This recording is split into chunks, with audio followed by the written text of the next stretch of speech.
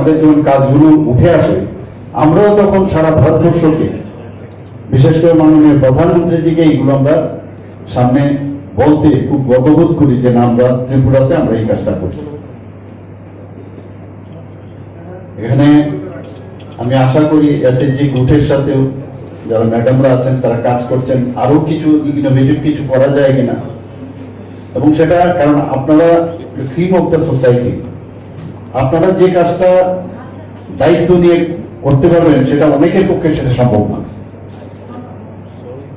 একদম পিকে আছেন আপনাদের অফিসে, তো সেই জায়গার মধ্যে অনেকে আপনাদের উপর বিশ্বাসও করবে যে না, আমি যে কাজটা বলছি সেটা হবে, এবং মানুষ সেই বিশ্বাসটা আপনাদের মধ্যে আনবে।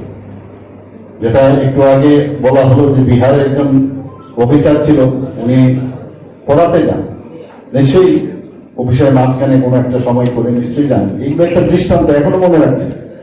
এখানে যারা অফিসাররা আছেন, আমি বলবো এরকম কাজ আপনারা এখানে করে যান, সবাই যেন মনে রাখে মানুষ। আমরা ভাবি যে এক্ষণে মানে এখন আমি যে অবস্থা আছি এই কাজটা করে চলে যাবে, বাস হয়ে গেল, এটা যেন না হয়।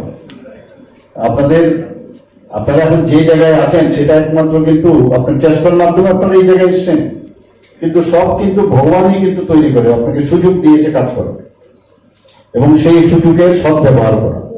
আমার এখনো মনে আছে তৎকালীন সময় চিফ ইঞ্জিনিয়ার ত্রিপুরাতে 60-র দশকে 60-এর দশকে এখানে চিফ ইঞ্জিনিয়ার বেদাগিরি করে একজন ইঞ্জিনিয়ার এসেছিল। এখন আমার নাম মনে আছে যে এক বেদাগিরি সমস্ত ত্রিপুরাতে যত উন্নয়নমূলক কাজ, তো এইরকম কাজ এক একজন ব্যক্তি আপনারা হাতের কলমের অনেক কিছু